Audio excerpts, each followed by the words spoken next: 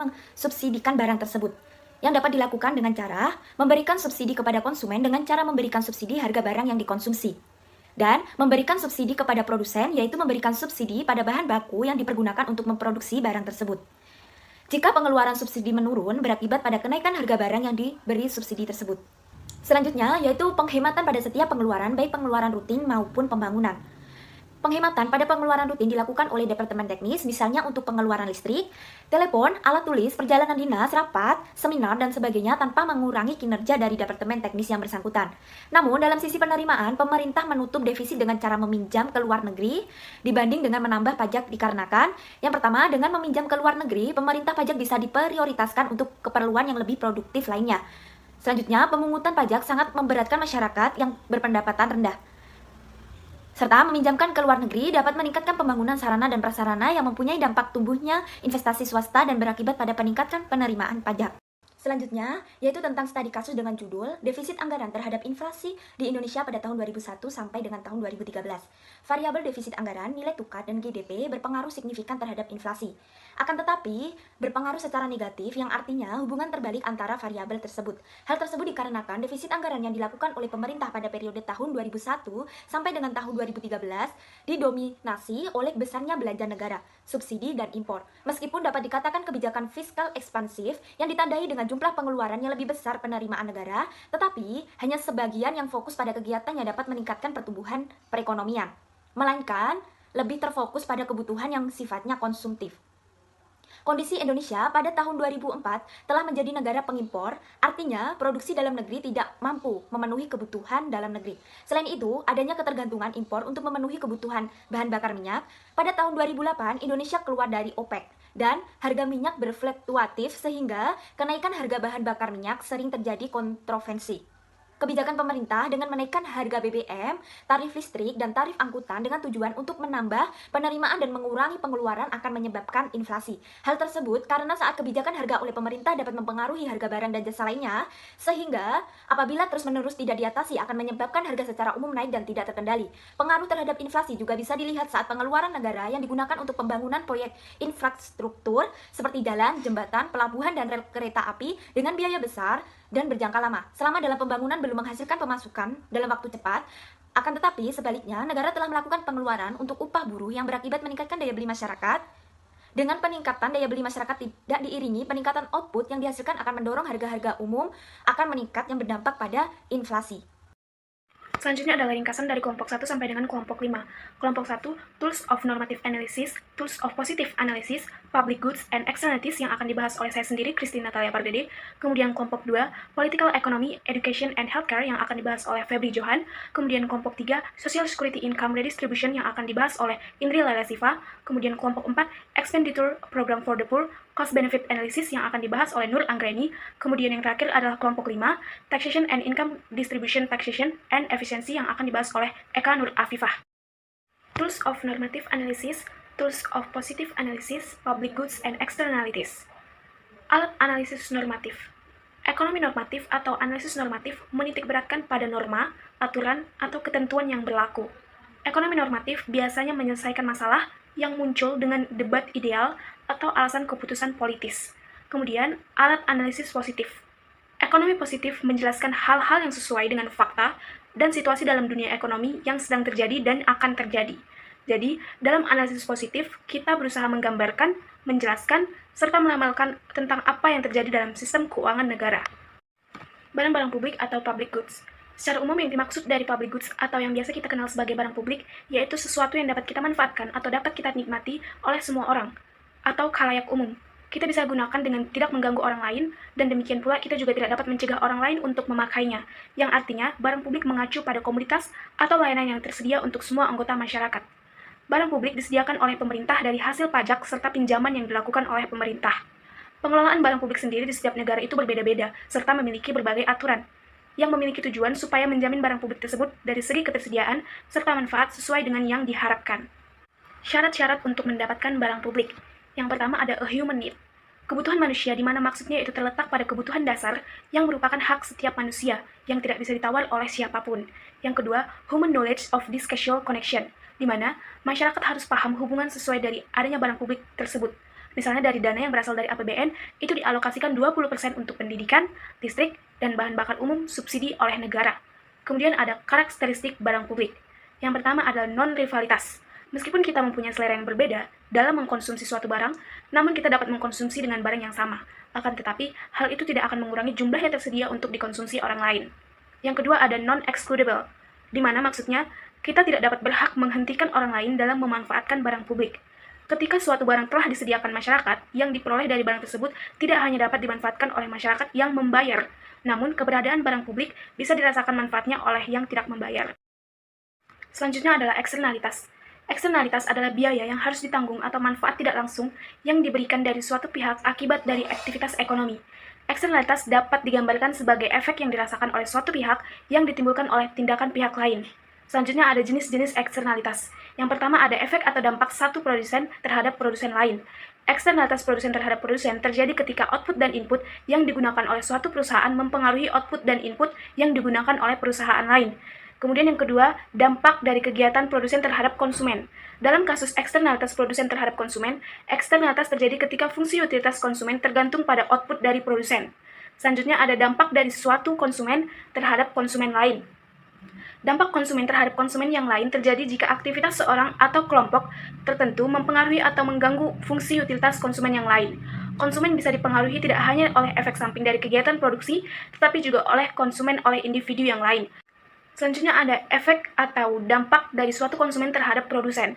Jenis eksternalitas konsumen terhadap produsen jarang terjadi dalam praktek. Eksternalitas konsumen terhadap produsen meliputi efek dari kegiatan konsumsi atau konsumen terhadap output perusahaan. Kemudian ada dampak eksternalitas. Dampak eksternalitas ada dua, yang pertama eksternalitas positif, yang kedua ada eksternalitas negatif.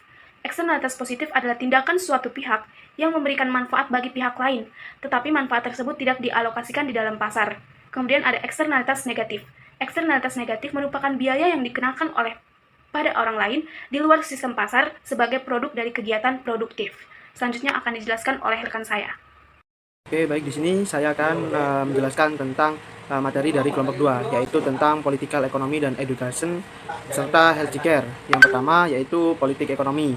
Ekonomi politik ini merupakan sebuah pembelajaran tentang peran kebijakan publik yang menjelaskan dampak kesejahteraan ekonomi dan sosial dalam hal politik, dan juga mempelajari ilmu yang membahas tentang produksi, perdagangan yang kaitannya dengan adat, pemerintahan, dan hukum. Selanjutnya ada perkembangan ekonomi politik. Perkembangan ekonomi politik dapat dikatakan sangat dinamis, dilihat dari kalangan birokrat, akademisi, dan bahkan masyarakat umum seringkali membicarakan ilmu ekonomi politik ini. Hal tersebut bisa dikatakan bahwa kegiatan ekonomi tidak bisa dipisahkan dengan politik. Itu semua karena keunggulan politik bisa menyelesaikan berbagai permasalahan ekonomi dari tingkat kecil hingga tingkat luas dan sulit disentuh dengan kebijakan lain. Selanjutnya di dalam ajaran ini ada dua komponen ekonomi politik, yaitu ekonomi klasik dan juga ekonomi politik modern, di mana yang ekonomi politik klasik itu isinya mempelajari tentang karya-karya filsuf seperti Machiavelli dan Adam Smith. Sedangkan ekonomi politik modern itu mempelajari karya filsuf Maynard Keynes dan juga Milton Friedman. Studi ekonomi politik ini dipengaruhi oleh teori permainan, karena yang dalam prosesnya melibatkan berbagai pesaing demi mendapatkan kekuasaan yang terbatas dan sumber daya yang menilai suatu kebijakan mana yang lebih menguntungkan. Perilaku ekonomi sendiri itu dibagi menjadi tiga, yaitu minat, ide, dan lembaga. Selanjutnya ada ekonomi politik demokrasi. Demokrasi adalah suatu kekuasaan dalam pengambilan keputusan yang berasal dari rakyat, oleh rakyat, dan juga untuk rakyat. Di sini demokrasi dibagi menjadi dua, yaitu direct demokrasi atau demokrasi langsung, dan juga representation demokrasi atau demokrasi perwakilan. Demokrasi langsung itu masyarakat akan menggunakan berbagai prosedur pemilihan untuk menentukan pengeluaran publik. Sedangkan demokrasi perwakilan itu merupakan pengambilan keputusan publik mengenai hal yang tidak didasarkan pada pandangan yang bersifat aurelianistik terhadap peraturan. Demokrasi terus menyebar di dunia. Bahwasanya demokrasi itu suatu kebutuhan bagi masyarakat di dunia, yang mana masyarakat membutuhkan tatanan kehidupan yang baru dan bertolak belakang dengan sistem otoriter. Adapun harapan dalam mewujudkan kondisi ekonomi dan politik yang beretika, antara lain yaitu hubungan yang lebih kuat antara aliran, keuangan, tujuan pertumbuhan ekonomi, serta pekerjaan yang real. Yang kedua, jaminan sosial sebagai perlindungan dalam ekonomi. Yang ketiga, ada keseimbangan ekonomi dan sosial. Dan yang terakhir atau yang keempat yaitu internalisasi biaya sosial akibat adanya globalisasi ekonomi. Selanjutnya di sini edukasi atau pendidikan. Pendidikan adalah upaya mengembangkan potensi-potensi manusiawi peserta didik baik, potensi fisik, potensi cipta, rasa maupun karsanya, agar potensi itu menjadi nyata dan dapat berfungsi dalam perjalanan hidupnya. Fungsi produksi dalam pendidikan ini itu dibagi menjadi 3 menurut Thomas. Yang pertama ada fungsi produksi administrator, dan yang kedua ada fungsi produksi psikologi, dan yang ketiga ada fungsi produksi ekonomi. Apa itu fungsi produksi administrator? Fungsi yang pertama yaitu fungsi produksi administrator itu adalah produksi. Pada fungsi ini itu menjelaskan atau yang bermaksud input adalah segala sesuatu yang menjadi wahana dan proses pendidikan yang dapat dihitung dan dinilai harganya dalam bentuk uang, antara lain prasarana dan sarana belajar, termasuk kelas, perlengkapan belajar, media, dan alat peraga baik di kelas maupun di laboratorium, buku-buku, dan bentuk material seperti film, flash disk, hard disk, barang-barang habis pakai seperti zat kimia laboratorium atau ATK lainnya. Yang kedua yaitu ada fungsi yang psikologi atau inputnya sama dengan fungsi produksi administrator, akan tetapi outputnya berbeda. Outputnya fungsi produksi psikologi adalah semua hasil belajar siswa yang mencakup peningkatan kepribadian, pengarahan dan pembentukan sikap, penguatan kemauan, peningkatan estetika, penambahan pengetahuan ilmu dan teknologi, dan penajaman pikiran, dan juga yang terakhir peningkatan keterampilan. Sedangkan adapun fungsi produksi ekonomi memiliki input sebagai berikut. Semua biaya pendidikan seperti pada input produksi administrator, fungsi uang yang dikeluarkan secara pribadi untuk keperluan pendidikan seperti uang saku, transportasi, pembelian buku atau ATK selama belajar atau kuliah, dan opportunity cost. Outputnya adalah tambahan penghasilan peserta didik apabila telah tamat dan bekerja. Hubungan ekonomi dan pendidikan. Dalam hubungan ini, antara biaya dan manfaat, pendidikan dipandang sebagai salah satu bentuk investasi pertama kali.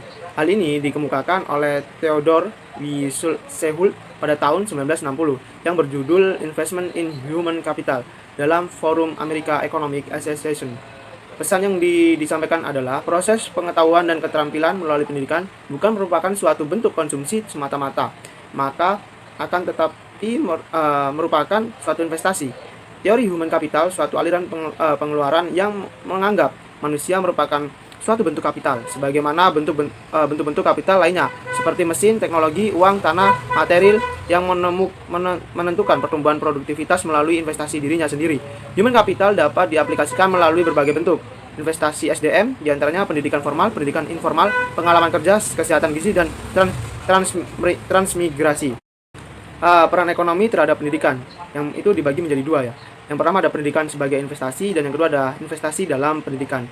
Peran dan fungsi vital pendidikan dalam memahami dan memposisikan manusia sebagai kekuatan utama sekaligus persyaratan bagi kemajuan pembangunan dalam sebuah sektor. Sedangkan investasi dalam pendidikan itu merupakan penanaman modal dengan cara mengalokasikan biaya untuk menyelenggarakan pendidikan serta mengambil keuntungan dari sumber daya manusia yang dihasilkan melalui pendidikan itu.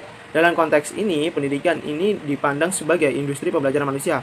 Artinya, melalui pendidikan dihasilkan manusia-manusia yang mempunyai kemampuan dan keterampilan yang sangat diperlukan bagi perekonomian suatu negara untuk meningkatkan pendapatan individu dan pendapatan nasional. Tujuan dari pendidikan itu pembangunan pendidikan terutama harus ditunjukkan untuk meningkatkan harga diri atau self system dan percaya diri atau self realization, yang secara fundamental merupakan upaya untuk menyesuaikan penampilan dengan nilai-nilai dalam keseimbangan berkomunikasi dan bertransaksi, yang kemudian seringkali disebut pemberdayaan sosiokultural. Titik berat konsep pemberdayaan sebaiknya tidak hanya ditekankan kepada peningkatan pemberdayaan kasual, tetapi terutama peningkatan keberdayaan struktural. Penjabaran kedua, tujuan pembangunan pendidikan tersebut melahirkan 8 kardinal tujuan pendidikan ekonomi. Yang terakhir atau yang ketiga yaitu ada healthcare. Di sini healthcare adalah ekonomi kesehatan. Definisi dari ekonomi kesehatan adalah penggunaan teori, konsep serta teknik ekonomi dalam ranah kesehatan melalui integrasi dari 2 cabang ilmu, yaitu ilmu kesehatan masyarakat dan ilmu ekonomi. Menurut pendapat ahli yaitu Klarman pada tahun 1964 menyebutkan bahwa ilmu ekonomi kesehatan merupakan pengaplikasian ilmu ekonomi pada bidang kesehatan. Ekonomi kesehatan adalah penerapan ilmu ekonomi yang bertujuan kesehatan untuk mencapai derajat kesehatan optimal. Adapun konsep ekonomi kesehatan yaitu mikroekonomi atau menganalisis program khususnya pada sektor kesehatan.